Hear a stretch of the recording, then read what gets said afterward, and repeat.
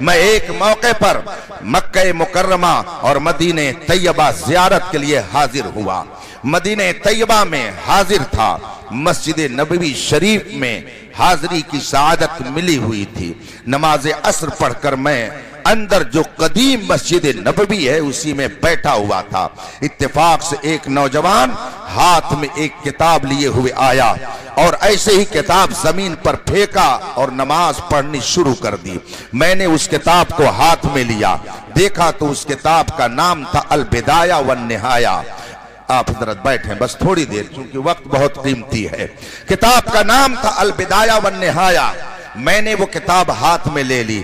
جب وہ نوجوان نماز پڑھ چکا, میں اس سے قریب ہوا, کتاب میرے ہاتھ میں تھی. میں نے اس سے کہا هل استطيع ان اتكلمك, کیا میں آپ سے کچھ بات کر سکتا ہوں؟ اس نے کہا لا باس بھی, کوئی حرج نہیں, آپ بات کر سکتے ہیں. میں نے اس سے پوچھا ماذا تشتغل, آپ کرتے کیا ہو, آپ کا مشغلہ کیا ہے, آپ کا ورک کیا ہے, آپ کا کام کیا ہے؟ اس نے کہا اتعلم فی الجامعہ الاسلامیہ بالمدینہ المنورہ, میں مدینہ یونیورسٹی کا اسٹوڈنٹ ہوں, وہاں کا طالب علم ہوں. میں نے اس سے پوچھا این تسکن, آپ رہنے والے کہاں کے ہو؟ اس نے کہا اسکن من سوڈان, میں سوڈان کا رہنے والا ہوں, میرا تعلق سوڈان سے ہے. میں نے اس سے پوچھا فی ای صف تقرا, آپ کس کلاس میں پڑھتے ہو؟ اس نے کہا فی الصف السابع, میں 7ویں کلاس کا طالب علم ہوں.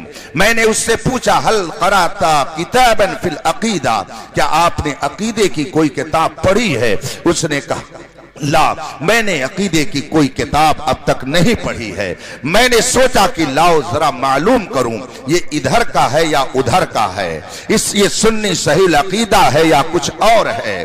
سوڈان افریقہ کا ایک ملک ہے, وہاں کا رہنے والا. اس سے میں نے پوچھا الناس یذهبون الى روضۃ النبی صلی اللہ علیہ وسلم, رسول پاک کی بارگاہ میں لوگ فوج در فوج پہنچ رہے ہیں, اللہ کے رسول کی بارگاہ میں سلام پیش کر رہے ہیں, کیا رسول پاک اسے سنتے ہیں یا نہیں سنتے ہیں؟ میں نے سوچا کہ لاؤ یہ سوال کروں, اگر یہ کہتا ہے کہ سنتے ہیں تو میں سمجھ جاؤں گا کہ یہ ادھر کا ہے, اور اگر انکار کرے گا تو میں سمجھ جاؤں گا کہ یہ ادھر کا ہے. مجھے اور کچھ کہنے کی ضرورت ہی نہیں پڑے گی. چنانچہ میں نے اس سے جب یہ کہا الناس یذهبون الى روضۃ النبی صلی اللہ علیہ وسلم, لوگ رسول پاک کے روضے اطہر پر گنبد خضرا پر حاضری دے رہے ہیں, کیا رسول پاک اسے سنتے ہیں؟ اس نے آؤ دیکھا نہ تاؤ فوراً کہا قال اللہ تبارک و تعالی فی القرآن الکریم انک میت و انہم میتون. اس کے بعد خود آگے وہ کہتا ہے فکلہم سوا سوا. اس کا مطلب آپ نہیں سمجھ سکے, علماء نے سمجھ لیا ہوگا, آپ زیادہ سمجھدار ہیں اس لیے نہیں سمجھ سکے. مولانا لوگوں کو آپ لوگ اولڈ مین سمجھتے ہیں, کہتے ہیں یہ تو 1400 سال پرانی ہی بات بتاتے ہیں, دنیا کہاں سے کہاں چلی گئی. یہ لوگ یہی کہتے ہیں نماز یوں پڑھو, روزہ یوں رکھو, کرتا یوں پہنو, لباس یوں پہنو, آپ اپنے آپ کو یوں رکھو, بال یوں رکھو, داڑھی یوں رکھو, یہ اسی میں پھنسے ہوئے ہیں. دنیا کہاں سے کہاں چلی گئی؟ میرے نوجوانوں بتاؤ دنیا کہاں سے کہاں چلی گئی ہے؟ نمرود کہاں چلا گیا؟ فرعون کہاں چلا گیا؟ قارون کہاں چلا گیا؟ شداد کہاں چلا گیا؟ ابو جہل کہاں چلا گیا؟ عتبہ اور شیبہ کہاں چلے گئے؟ بڑے بڑے دوپتی کہاں چلے گئے؟ سب کے سب اسی زمین میں دفن ہو گئے. کے وفادار غوث اعظم کل بھی زندہ تھے, آج بھی زندہ ہیں. خواجہ غریب نواز کل بھی زندہ تھے, آج بھی زندہ ہیں. محبوب الہی کل بھی زندہ تھے, آج بھی زندہ ہیں. امام احمد رضا کل بھی زندہ تھے, آج بھی زندہ ہیں. میرے مجاہد ملت کل بھی زندہ تھے, آج بھی زندہ ہیں. تاج الشریعہ کل بھی زندہ تھے اور آج بھی زندہ ہیں. نعرہ تکبیر, نعرہ رسالت, گنبد خضرا کانفرنس, مسلک اعلیٰ حضرت. گنبد خضرا کی چھاؤں میں لوگ سلام پڑھنے کے لیے جا رہے تھے. میں نے جب اس سے پوچھا اس نے یہی جواب دیا جو میں نے آپ کو سنایا, مگر آپ شاید نہیں سمجھ سکے. کیوں نہیں سمجھ سکے؟ اس لیے کہ میں نے عربی میں جواب دیا, اور یہ عربی جو میں نے پڑھی, اس عربی میں پہلا حصہ قرآن کریم کی آیت کریمہ ہے. कुरान की आयत मैंने पढ़ी जो उसने जवाब के तौर पर सुनाया था। वो कहता क्या है मेरे सवाल के जवाब में? क़ाल अल्लाह ताला फिल कुरान, अल्लाह ने कुरान में फरमाया है, इन्नका मय्यित, ऐ नबी आप पर मौत तारी होगी, व इन्नहुम मय्यितून, और दूसरे लोगों पर भी मौत तारी होगी। अब आगे वो अपनी तरफ से कहता है कि जब सब पर मौत तारी होगी, सब मौत के मुंह में चले जाएंगे, सबको मौत आनी है, फकुल्लुहुम सवा सवा, सब के सब बराबर हैं। उसने ये नजरिया पेश किया, सब के सब बराबर हैं, यानी कोई नहीं सुनता है, जैसे आम लोग नहीं सुनते हैं, वही हाल रसूल पाक का है। ये गुंबदे खजरा के साए में बैठकर रोजाना तालीम लेने वाला तालिबे इल्म कह रहा है, मदीना यूनिवर्सिटी में पढ़ने वाला स्टूडेंट कह रहा है। उसने जब ये कहा तो मेरे दिल को गैरत आई। मैं गुंबदे खजरा की छांव में बैठा हुआ था, मैंने सोचा इसको कुछ न कुछ रज़वी इंजेक्शन देने की जरूरत है, और जो इसके अंदर जरासीम है उन जरासीम को, और जो कोरोना है बदअकीदगी का, उसे निकालने के लिए कोई ना कोई दवा इसको देनी जरूरी है। चुनांचे मैंने उससे कहा, हल समेत इस्म शेख इब्न अल क़य्यिम, क्या आपने शेख इब्न क़य्यिम का नाम सुना है? इब्न क़य्यिम को आप नहीं जानते होंगे, ये उलमाए अहले हदीस के बहुत बड़े आलिम हैं, जमाते गैर मुक़ल्लिदीन के पेशवा हैं, उनका नाम इब्न क़य्यिम है। मैंने ये नाम इसलिए लिया कि आदमी दूसरों की मानने में तरद्दुद में रहता है, मगर अपनों की तो मानता ही मानता है। इसलिए मैंने उस गैर मुक़ल्लिद आलिम का जिक्र किया जिसको सारे उलमाए अहले हदीस अपना पेशवा मानते हैं, उनका नाम इब्न क़य्यिम है। मैंने कहा क्या आपने इब्न क़य्यिम का नाम सुना है? उसने कहा हाँ मैंने सुना है। मैंने कहा उनकी एक किताब है जिसका नाम अर्रूह है, क्या आपने इस किताब का मुताला किया है? उसने कहा ला, नहीं मैंने इस किताब का मुताला नहीं किया है। मैंने उससे कहा कि इब्न क़य्यिम ने अपनी किताब अर्रूह के अंदर ये लिखा है, क़द सह्हा अनिन नबी सल्लल्लाहु अलैहि वसल्लम अन्नल अंबिया अहयाउन फी क़ुबूरिहिम युसल्लून।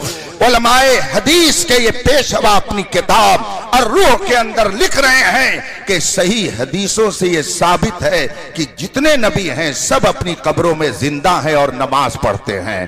जब मैंने उसकी ये इबारत पेश की और किताब अर्रूह का हवाला दे करके मैंने उससे पूछा क्या इब्न क़य्यिम ने जो ये लिखा है आप इसको मानते हो? अब जाहिर सी बात है, बात आ गई अपने मौलाना की, तो कैसे इनकार कर सकते हैं? यही वो नुक्ता है जिसे समझने की जरूरत है। कुछ लोग ऐसे हैं कि अगर उनके पीर के बारे में कोई कुछ कह दे, उनके उस्ताद के बारे में कोई कुछ कह दे, उनके शेख के बारे में कोई कुछ कह दे, तो वो आपे से बाहर हो जाते हैं, वो उसको बर्दाश्त नहीं कर पाते। मगर सुन्नी सही अकीदा ये सोचता है तुम मुझे जो चाहो कह सकते हो, मेरे पीर को जो चाहो वो कह सकते हो, मगर पीरों के पीर मुस्तफा की बारगाह में अगर तुम गुस्ताखी करोगे तो हमारी जान भी जा सकती है। हमें कोई परवाह नहीं है, हमारे घर लुट जाए हमें उसकी कोई परवाह नहीं है, मगर ये हम भला कैसे बर्दाश्त कर लें कि मुस्तफा की शान में गुस्ताखी की जाए। इसीलिए हम चीखते हैं, हम आवाज लगाते हैं, मगर हम ये भी जानते हैं कि कानून के शिकंजे में रहा जाता है, तो हम कानून को गुहार लगाते हैं, ऐ कानून तू आ और इंसाफ कर कि जब हमने किसी के मजहबी पेशवा की तौहीन नहीं की तो कायनात के सबसे अजीम पेशवा की तौहीन क्यों की जाती है?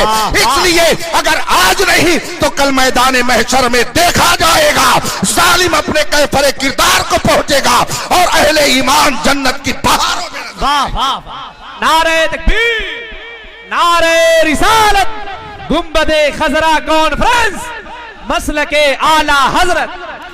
मैंने अर्रूह किताब का हवाला दे करके जब उससे पूछा कि बताइए आप इसको मानते हैं कि नहीं मानते हैं, उसने कहा हाँ मैं मानता हूं। जब उसने कहा मैं मानता हूं तो मैंने फिर एक सवाल ठोक दिया। मैंने कहा आपने अभी कुरान की आयत पेश की थी, जिससे आप ये साबित करना चाहते थे कि नबी सुनते नहीं हैं। میں نے ابن قیم کے حوالے سے حدیث پیش کی جس میں لکھا ہوا ہے کہ نبی زندہ ہیں، اور جو زندہ ہے وہ بلا شبہ سنتا ہے۔ تو اب بتائیے، آپ نے جو آیت پیش کی جس سے آپ نے ثابت کرنا چاہا کہ نبی سنتے نہیں ہیں وہ صحیح ہے، یا جو حدیث میں نے ابن قیم کے حوالے سے پیش کی جس سے ثابت ہوتا ہے کہ نبی زندہ ہیں سنتے ہیں یہ صحیح ہے؟ دونوں میں صحیح کیا ہے؟ اب وہ بیچارہ امتحان میں پڑ گیا، بہت دیر تک وہ سوچتا رہا، جب اس کو کوئی جواب نہیں بن پڑا تو اس نے مجھ سے کہا بین معنی هذه الآیہ وهذا الحدیث، یا شیخ بین لنا معنی هذه الآیہ وهذا الحدیث۔ کہتا شیخ میری سمجھ میں بات نہیں آ رہی ہے کہ دونوں میں صحیح کیا ہے، مجھے حدیث کا بھی معنی بتائیے، قرآن کریم کی آیت کا بھی مطلب سمجھائیے۔ میں نے اس کو تھوڑی دیر تک اپنے انداز میں پریشان کیا تاکہ یہ سمجھ جائے کہ سکے کے ایک رخ کو دیکھ کر کے حقیقت تک نہیں پہنچا جا سکتا ہے جب تک کہ سکے کے دونوں رخ کا مطالعہ نہ کیا جائے۔ آج کل کچھ لوگ سکے کا ایک رخ دکھا کر کے قوم کو گمراہ کرنے کی کوشش کرتے ہیں۔ یہ تو امام احمد رضا کا کمال ہے کہ اس نے ہر حقیقت سے نقاب کو الٹ کر کے اور قوم کو گمراہوں سے متنبع کرتے ہوئے فرمایا سونا جنگل رات دھیری چھائی بدلی کالی ہے، سونے والوں جاگتے رہیو چوروں کی رکھوالی ہے۔ میں نے اس کے سامنے جب تفصیل رکھی اس نے کہا شکرن لگایا شیخ، آپ کا بہت بہت شکریہ کہ آپ نے مجھے قرآن اور آیت حدیث کا مطلب سمجھا دیا، اور اس نے تسلیم کیا کہ بے شک نبی زندہ ہیں اور قبروں میں اپنے اپنے آرام فرما، اپنی اپنی قبروں میں آرام فرما ہے اور پکارنے والوں کی پکار کو وہ سنتے ہیں۔ اس نے اس بات کو تسلیم کیا۔ میں نے سکے کا دونوں رخ جب اس کے سامنے رکھا ہوا حیرت میں پڑ گیا۔ میں یس کرنا چاہتا ہوں کہ آج بھی ایک جماعت جبہ و لباس میں قوم کو گمراہ کرنے کی ناپاک کوشش میں لگی ہوئی ہے، اور کلمہ پڑھنے کے باوجود وہ در حقیقت قرآن کا بھی انکار کر رہی ہے اور حدیث کا بھی انکار کرتی ہے۔ اسی ہندوستان میں یہ جماعت بھی پائی جاتی ہے۔ رسول پاک صلی اللہ علیہ وسلم نے اپنے صحابہ کے بارے میں فرمایا، حضرت سیدنا ابو سعید خدری رضی اللہ تعالیٰ عنہ صحابی رسول ہیں، وہ روایت کرتے ہیں کہ رسول کریم صلی اللہ علیہ وسلم نے ارشاد فرمایا لا تسبوا صحابی، میرے صحابہ میں کسی کی شان میں گستاخی کے کلمہ مت بولنا۔ رسول پاک کا ارشاد ہے میرے صحابہ میں سے کسی کی شان میں گستاخی مت کرنا، ان کی شان ایسی بلند و بالا ہے۔ اللہ کے رسول فرماتے ہیں لو ان احدکم انفق مثل احد ذهبا ما بلغ مد احدهم ولا نصیفا، ان کی شان یہ ہے کہ اگر تم میں سے کوئی احد پہاڑ کے برابر سونا خرچ کر دے اور میرا صحابی 2 کلو 4 کلو جو اللہ کے راستے میں خرچ کر دے تو تمہارا احد پہاڑ کے برابر سونا میرے صحابی کے 2 کلو جو کا مقابلہ نہیں کر سکتا ہے۔ یہ رسول پاک کے صحابہ کی شان ہے، مگر کلمہ پڑھنے والوں کا ایک گروہ اس وقت ہندوستان بھر میں توہین صحابہ کی تحریک چلا رہا ہے اور جگہ جگہ رسول پاک کے صحابہ کی شان میں گستاخی کر کے اپنی بدبختی کا ثبوت دے رہا ہے۔ بتائیے رسول پاک تو یہ فرمائیں کہ میرے صحابہ کو تم برا مت کہنا، مگر جماعت ایک ایسی پائی جاتی ہے کہ جو کلمہ پڑھنے کے باوجود رسول پاک کے صحابہ کی توہین کر رہی ہے۔ جگہ جگہ اپنی مسجدوں میں، اپنے عوام میں، اپنے لوگوں میں صحابہ کی عظمت پر کیچڑ اچھالنے کی ناپاک کوشش کی جا رہی ہے۔ اسی وجہ سے 2 مہینے کے اندر مجھے 2 مرتبہ ایسے ناہنجاروں سے مناظرہ کرنے کے لیے مجبوراً جانا پڑا۔ پہلی بار میں بنگلور گیا اور ابھی چند روز پہلے مجھے جھانسی جانا پڑا، لیکن الحمدللہ دونوں جگہ دنیا نے یہ دیکھ لیا کل کے رضا ہے خنجرے خوخار برقبار، آدھا سے کہہ دو خیر منائے نہ شر کریں۔ قیامت تک جب तक मुस्तफा के सच्चे वफादार रहेंगे, इमाम अहमद रजा के अफकार और नजरियात को फैलाने वाले जब तक रहेंगे, किसी सहाबी की शान में अगर कोई उंगली उठाएगा तो कोशिश की जाएगी कि कानून की जबान से उसकी उंगली को काटने की कोशिश की जाए। कोई जबान अगर खुलेगी तो कानून की जबान के जरिए उसको काटने का हुनर भी जाना जाता है। नारे तकबीर, नारे रिसालत, गुंबदे खजरा कॉन्फ्रेंस, मसलके आला हजरत। कलमा पढ़ने वालों की एक जमात इसी हिंदुस्तान में पाई जाती है जो सहाबा पर तबर्रा करते हुए फख्र महसूस करती है। मैं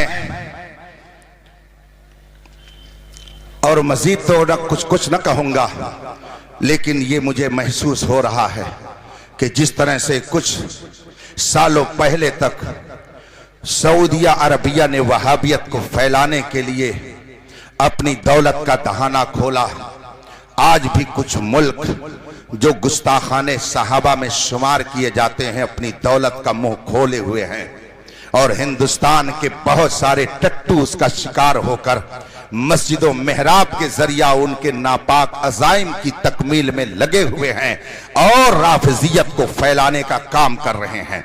मुझे कभी कभी अफसोस होता है अपने उन शुअरा पर, सबकी बात नहीं करता, और अपने उन नौजवानों पर कि अगर इनके सामने सिद्दीक अकबर का नाम लिया जाए तो ये नहीं पंच मचलते हैं, इनके सामने अगर उमर फारूक आजम का जिक्र किया जाए तो ये नहीं मचलते हैं, इनके सामने अगर उस्मान गनी की सखावत का जिक्र न किया जाए तो ये नहीं मचलते हैं, और अगर शायर ने अली अली अली अली अली अली अली अली कहना शुरू कर दिया तो लगता है कि ये मतलब ऐसा लगता है कि दरबारे अली में पहुंच गए और जेब से पैसा निकालना शुरू कर दिया, और उसके बाद में फिर वो शायर उसी एक लफ्ज को 50 मरतबा दोहराता है। जाहिर सी बात है जब मिजाज स्टेज से ऐसा बनेगा तो कौन सहाबा की गुस्ताख बनेगी, इसलिए इस पहलू से भी हमें सोचने की बहुत खूब।